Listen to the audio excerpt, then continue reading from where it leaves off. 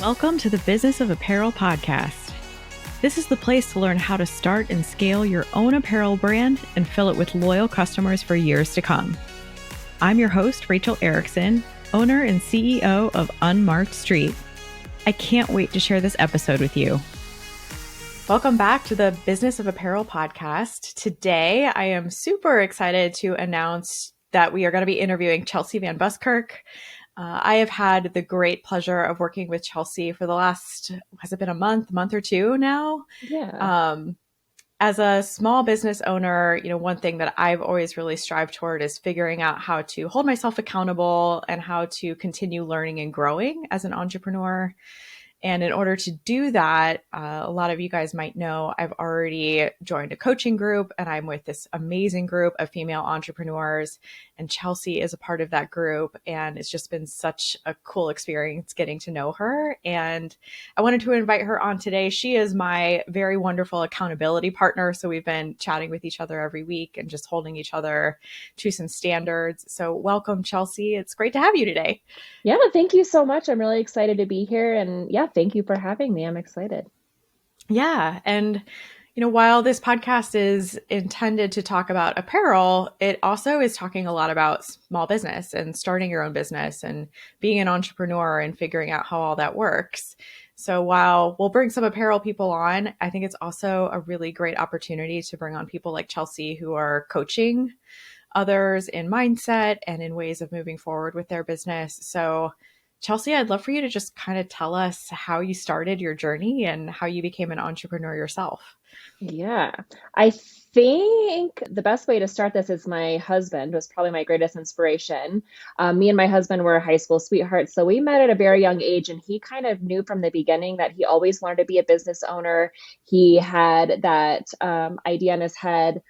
And this paints a great picture for mindset too. So for him, he is like the prime example of what it means to have that mindset and belief in yourself to manifest things for yourself, So when he was, teenage years and he saw how there was all these $1 million homes, he saw these neighborhoods with multiple $1 million homes. And he said, if this many people can afford these houses, that means that I can be a millionaire too one day. I love that. You take that, that mindset versus if you're looking at oh, I'll never get there. I mean, you can definitely see how that can be a shift for how you kind of go about building something for yourself. So him having that ambition and that vision of creating his own business and then watching him build something as a 19-year-old from the ground up, right? Wow. Was a great motivation for me to see I want that too. And as a female entrepreneur there are some nuances where as a female, we tend to be the mothers, the caretakers, the homemakers, that sort of thing. And I know I feel like society as a whole is getting a little bit better to kind of break some of those stereotypes or those molds that we feel like we have to fit in. But at the same time, even as a female, you feel like you have to do some of these things. And so coming from birthing all of our children, we have 3, by the way, starting when I just had my first 2, I was so desperate to have something of my own. And that initially started in the fitness world because after you have kids, you gain weight. And so I wanted to lose weight. So I got started my entrepreneurship joining an MLM company that was fitness based. Awesome. And that opened me to community, to this whole thing about, the self-help and the self development, right? And that mindset piece. And then also just weight loss in itself, I think is something that is a struggle. And it's very similar, losing weight, goal setting, right? It's very similar to building a business, right? You have to stay consistent. Yeah. And so that was kind of my entryway. And that started in about 2012. And since then, I've definitely evolved into many different sectors of entrepreneurship, but always with this ambition or this dream of wanting to have something of my own. So more from coming from a company to wanting to build something on my own. And I've shifted a few gears. I started off trying to do something health and fitness related. And as I had my own kind of spiritual growth or spiritual discovery and kind of my own transformation, I've noticed that I'm more into this more mindset and spirituality context. And so I wanted to give you the whole path of the last, 11, 12 years. But now I've got my podcast, which is a big kind of platform I'm using to get my voice and kind of some of the things I have experienced, not only in my own transformation, but how I can use my experiences to share those with others to help them along their own personal transformations through their life. And so I've got the podcast, I'm working on a book, and that's where I'm at right now. As far as, building a business with this, like how do I help people and reach them to not lose hope in life and to really connect with their inner power. And I do have a soft spot for women, and being in this group with you, Yeah. like you said, that coaching group, having a community of women, there's just nothing like having that community to help uplift you, to understand the challenges that we tend to go through. Like it is different being a female Yeah. versus a male entrepreneur. It is. Yeah. It's just you're up against a lot of hurdles. And so having a community of other like-minded women, ambitious women, helps kind of keep you sane, gives you that soft space to like be able to break down, but then build you back up. So, Yeah. and I know, like you said, like I've enjoyed also having you as that accountability partner, because it's nice to have that support. And like I can come to you with Yes. business stuff, or some of the times the personal things that we're trying to balance. Yep. And it just helps, knowing that we have that support and that we can't fail when we have that community and that partnership to help lift each other up and keep going. Yeah. And I think it's also just good to remember sometimes that we're not alone. Like Yes. sometimes, when we talk and like I have an issue or something, you're like, oh my God, I'm dealing with the same thing, or vice versa. And it's just really healthy to know, a lot of us are in the same boat and we can talk through it and we can be support systems for each other. So that's really cool. Yeah, absolutely. I agree. I'd love for you to talk a little bit, if you don't mind, about your book and kind of what your book is intended to be about and the subject of it. Yeah, absolutely. So this is a little bit of a complicated question, because I actually have a meeting with my editor later this week to kind of talk about this, because originally, I mean, basically the whole idea of what I really want to do with this first book into the world is using my life experiences and how I can tie that into a teaching moment for others. And Hmm. so the category that they call it in the book world is called a teaching memoir. So it's basically using, your personal stories and how can you teach the reader something through your life experiences. So that's the goal in mind with this book. When I was originally putting it together, I was kind of trying to force it into this concept of caregiving, because I have been a caregiver for most of my life, and a lot, like every aspect you can be a caregiver, I've done it, from Wow. obviously my children and my husband, but I grew up with, my dad was a quadriplegic, and my grandma, who was much older. So I had like taking care of like an elderly grandmother, Wow. and my dad, who was a quadriplegic. And then on the flip side, my mother was a full blown addict. And so the responsibility of taking care of somebody who's an addict. So I had all Yeah. these different phases of caretaking. And so that was kind of the first premise of this book, is talking about caregiving. And even though that's a part, I'm trying to shift and get more concentrated in my book concept. And so I'm actually, that's why this meeting Yeah, coming sure. up, I'm trying to like get it better suited to really just use the two pillars of my life experiences, and how I can use that to help others. And I really want to get into like the people pleasing behaviors. And like, again, it's Mm, kind of this female yeah. perspective of, when, like for me, I kind of had this conditioning to where I felt like I had to prove my worth in what I do. And so then along the way, I became depleted internally. I had no idea who I was, what I actually wanted, because I was always saying what I thought people wanted me to say, Yeah. doing things to, make other people happy. And in that, I lost myself. And so that, I think that's really the book, is about my journey to come in to know my own power, coming to know how I was actually caging myself with how I was letting people treat me, and my own, kind of not self-loathing, but not having the self-love that needed to be there, realizing my own power. And, and I think it ties into, I guess, that victim victor mindset, right? Where you think Sure. like life is happening to me, I'm a victim, like now I'm angry at the world, because that was very much a part of my story. And so breaking out from that, like figuring out like I actually have a responsibility, and how my life is going, like I have the ability to respond to things that are Mm, happening to me, right? Or happening to me. yeah. And how can I shift my perspective into some of most life's painful moments I've endured? Like, how do I shift that perspective to see how that actually taught me something or made me stronger? And then how can I help other people who are in those moments of despair, lost hope, feeling like a victim, like they're, how can I get out from this, and seeing that they do have hope, they do have power to recover from whatever it is they're struggling with. So that's the goal with the book. Yeah. That's amazing. I love that.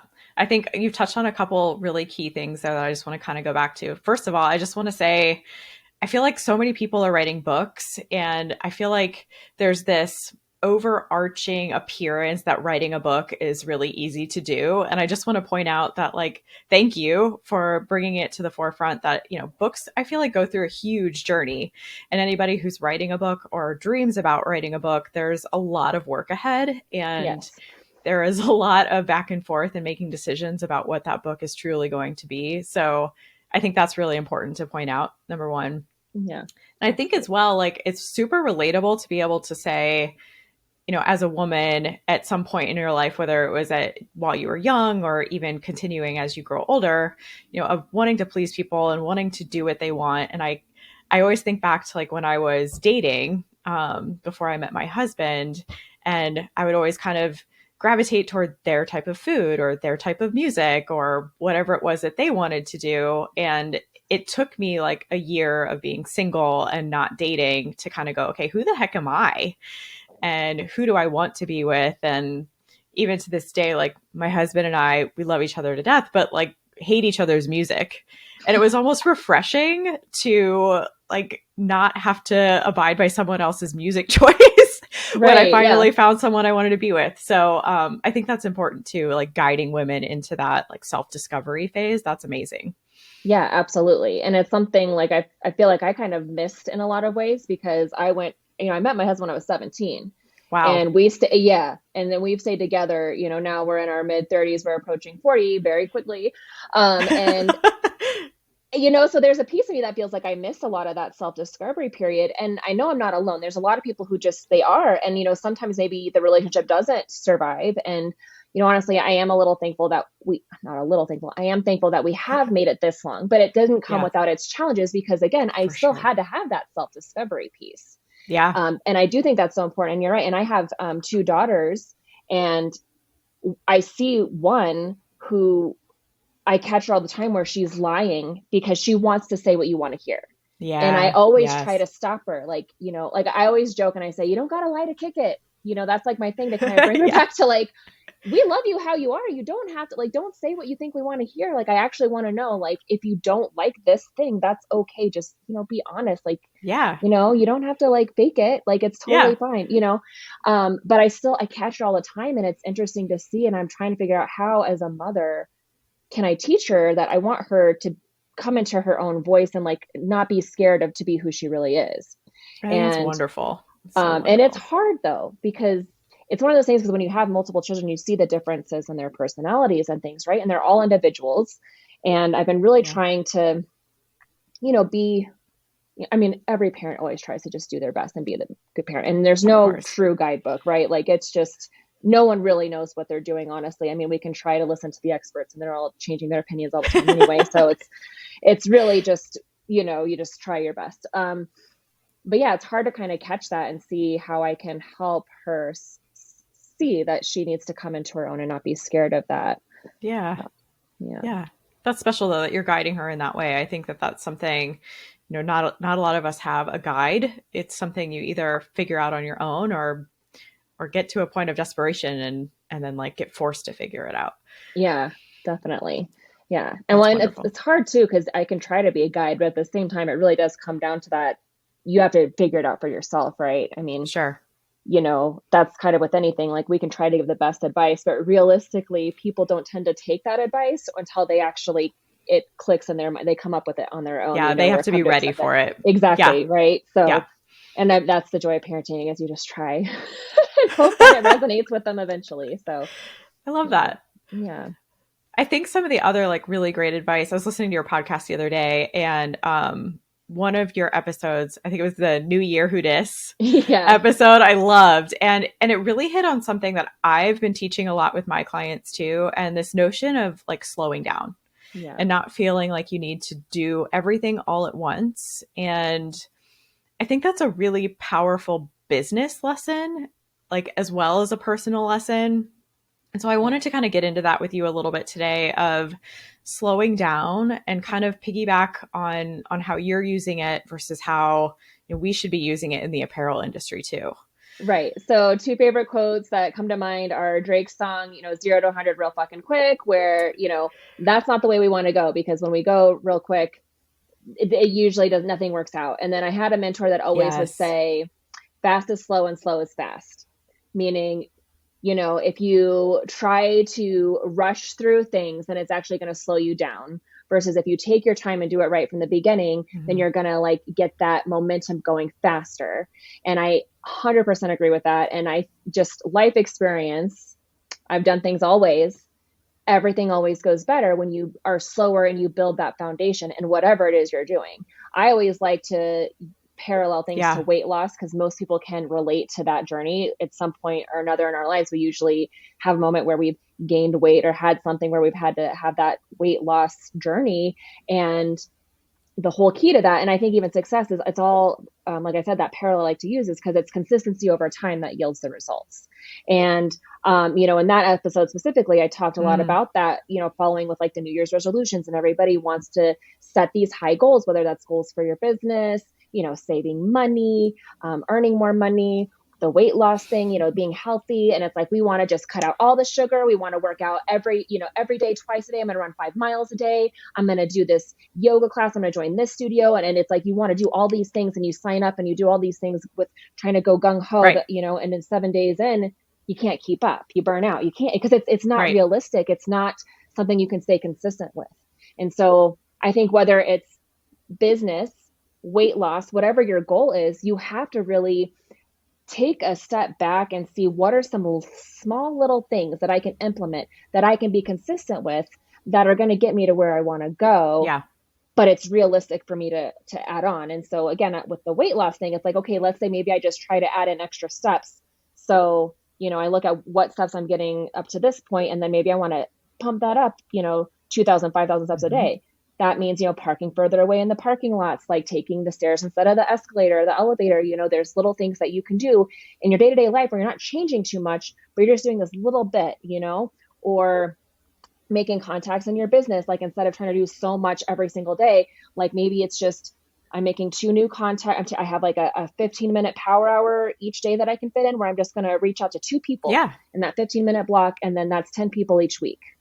Like it's basically breaking things down. And a lot of people talk about Mhm. that, like your goals, you chunk it down and see how, you reverse engineer that kind of thing. So similar concept, but you're just taking what new habits you can be consistent with, and like doing something small instead of trying to add in like, well, I'm going to do this and I'm going to add the new website, or I'm going to, trying to do all these things at the same time. And it's like, you can't keep up. Like there's not a disconnect. And when you rush and try to do too much, Yeah. then you don't have time to really get good at like a small thing. Because if you can do something like a small thing, you start implementing that, you get really good and consistent with that, and that can go into your routine, and then you can add something else, and then you start building these layers of foundation. And and when we talk about like scalability in business, it's like, okay, now I've got these tasks, I've Yeah. got the good flow of this, who can Yeah. I now pass this on to so I can scale it, and that's just, I feel like the best way to really just build and scale, and whatever it is you're doing, is you just take that one, it's a little bit of something, it's not Yeah. doing Yeah. it rushing and trying to do everything at the same time. And just goes to like those small things that you can consistently do over time. That's what yields the big results and gets you to the top without it crumbling, with that strong foundation. Yeah, absolutely. And so I talk to my clients about this a lot in their businesses, and to get kind of nitty gritty into the apparel side of it, because this is the Business of Apparel podcast. I just want to bring it back to creating product, and how in the apparel world, a lot of small brands feel like what they need to do first is make an entire collection of apparel. And so they write down every piece that they think is super important to their customer, and they start into designing and developing, 25, 30, 50 pieces, not realizing how much money that's going to cost them to purchase and try to sell. And so that leads us down the path of needing business loans and needing investors, and looking for all kinds of things that, if we would just slow down, similarly to what you're saying about the personal side of your life, or starting your business, or starting a new habit even, and realize that just starting with one or two pieces and then seeing what that can do for your business, curating your client list, really figuring out who your customer is, doing those small things up front before you feel like you can grow is really important. And I don't think enough brands are doing that right now. And it's Yeah. oversaturating our market. And it's something Yeah. that I've been talking about a lot and trying to push my clients to think more about. Yeah. That just, what that brought up for me when you were just saying that is like, yeah, because it's like, it's almost like that brand recognition thing. Like you want to get known for the one thing first. So Yes. I Yeah. like, so I think that's perfect because yeah, people in your industry, like it's like you want them to get known for like this bike short or this tank top and like let them get really well known for the one piece that's just knocks it out of the park. They Yep. build that recognition, that revenue from that piece, and then they can expand from there. And they use, you know, the income that they get from that, you know, piece that just gets the income Exactly. going, and then you can reinvest and do the other things. And you know, it's like that funnel, right? You got to start small and then it grows, it scales, right? Exactly. So that Yeah. is exactly what came to mind when you were talking about that. Is and it because it's the same thing when you're building your brand and just yourself with whatever you're doing. You got to get known for the one thing before you give them everything, because Yes. everybody wants to. Oh, I know all these things. I mean, I know that's what you know, right? Like I want to get Yep. known for all these things. But it's like, no, because then it's too much and people they don't know how to follow you. And so it's like, you have to get known for that one thing first. I Yep. mean, I feel like that's what they teach us in our business group, right? Yes. Is like, Hmm. you get known for the one thing first, get your people to love you, know you, trust you, like you, do business with you. And then once they're in on your inner inside, then you let them see all the other things, all the other goodies, right? Yeah, exactly. And Yeah. that's also how you get to a self-sustaining business model. You know, if you're focusing on your one or two products or your one or two things and it is generating the revenue for you that you need, again, you don't need to go look for investors or you don't need those business loans because you're not doing too much. You're allowing that one really key piece or that one key product to make the money for you so that you can reinvest your money then on your own and you're not needing to rely on so many other people. And I think Yeah. that that's just not talked about enough. So thank you for bringing that home, I think, in a really good way. Yeah, yeah, that was yeah, great advice. So, I love what you're doing, and it's so fun to see you thrive in this market.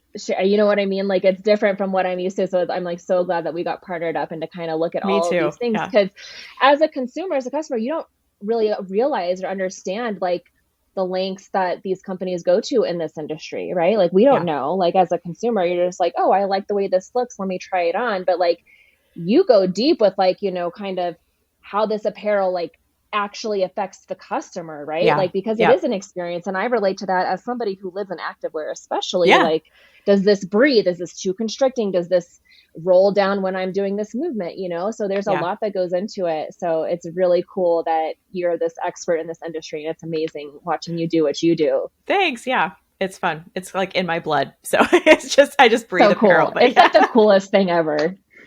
Yeah. Before we wrap up, I'd love to just ask you, and this is kind of putting you on the spot, but I'd love to ask if there is like a really good just mindset exercise that you like to recommend that people might do to kind of, I don't know, either kind of regulate themselves on a daily basis or kind of bring themselves back to a calm state after feeling burnt out or anxious. Yes. Okay. I've got two things that come to mind. So we're going to go with it. Okay. So the first thing is box breathing. If you've never heard of this, it's basically 4 counts of four.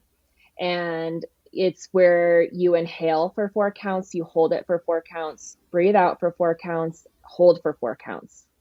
So you're holding for the four in between the inhale, exhale, but then also inhaling for four and exhaling for four.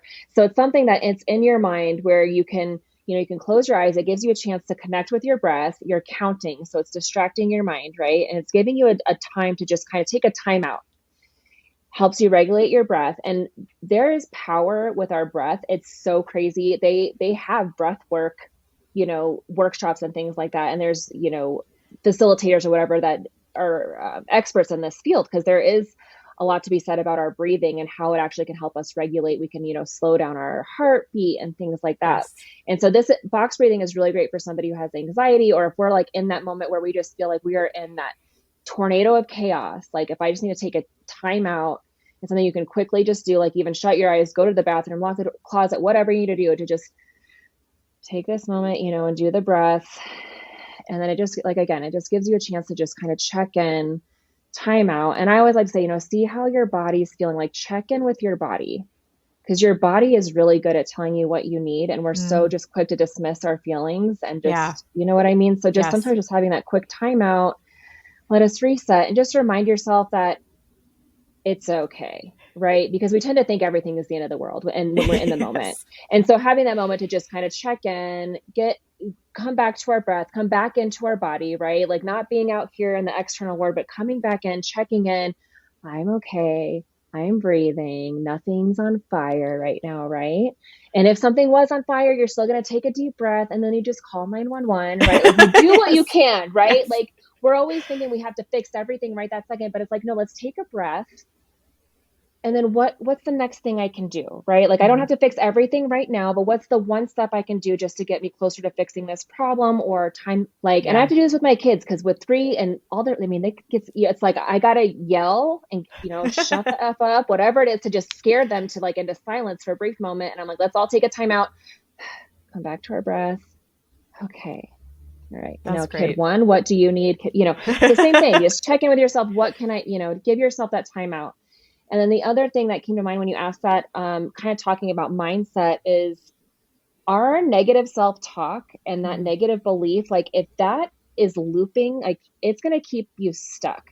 And I've noticed this, and I'm just going to, again, it's so crazy that I keep bringing up weight loss, but it's because I'm in a weight loss journey right now. Sure. That's Yeah. probably why. But I was having some stagnant in my progress, right? And I feel like I'm like working so hard and nothing's changing. And so I'm getting frustrated. And I'm working with a coach on this too. And she was like, it's your mindset. Like you are Mm. telling yourself it's not happening fast enough. You need to like focus on the gratitude, like thankful for what the progress you made so far. And then believing that it's coming, like seeing from the end. Like that's the biggest thing when it comes to manifesting and all this stuff. Mm. But like, you really have to like believe it for yourself. Like I have to be in that mindset of like, I am losing weight. The weight is coming off me easily. Like I lose weight so easily, right? Like I have to get in the habit of telling my mind that, because our mind, it's like, it's like programming, right? Like if in our mind, we're telling ourselves that, it's so hard for me to lose weight.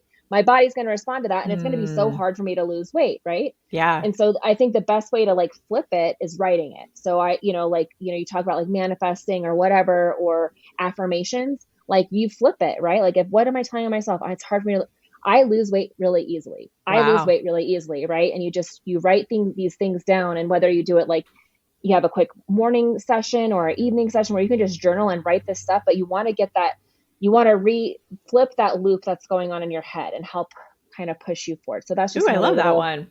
yeah, That's good. exercise that I find helpful too, to help me get like to flip that negative spiral I'm in, to get me, transition back on the up and up, and like, no, I got this. My body performs well. Like it is responding perfectly. Right. Yeah. And it does make a difference. And I, like I said, I was using my own personal example, because once I did change that, all of a sudden the scale is moving again. Oh, And it's like, wow. I didn't change anything. I was still doing everything I had been doing before. But the only thing is now my mindset was, yeah, this is working. You know what I mean? Isn't that That's crazy? amazing. Yeah. So power of the mind. So yeah, so those are the best 2 little exercises. Amazing. Well, thank you so much for sharing that. I'm going to use that second one a Absolutely. lot, I think. I've been Yeah. journaling and I've been writing stuff down, but I don't know that it's been kind of on that wavelength. And so I'm going to use that. Thank you. Good. Well, yeah, you'll have to keep me posted. Yeah, I will. Okay. Awesome. Okay. Well, thank you so much, Chelsea, for joining today. This was Yes, thank you. fantastic. And hopefully we can maybe have you on again sometime in the future and catch up on how your Absolutely. book is going and how everything's Yeah. coming along. I would love that. Thank you so much for having me. It was such an honor. I really appreciate the opportunity. So thank Yeah. you. Yeah. Talk soon. Thank you. All right. Thank you. Thank you so much for listening to the Business of Apparel podcast. I would so appreciate hearing your thoughts on the show. And if you know someone who could benefit from it, please share it with them. My biggest desire is to help other apparel professionals understand the nuances of our industry so we can all work toward making better product for a better world. If you would like to connect further, I'd love to invite you to send me a message through my website, unmarkstreet.com, where I do weekly trainings through my video channel, a monthly newsletter, and offer so many resources to help you start and scale a profitable apparel brand.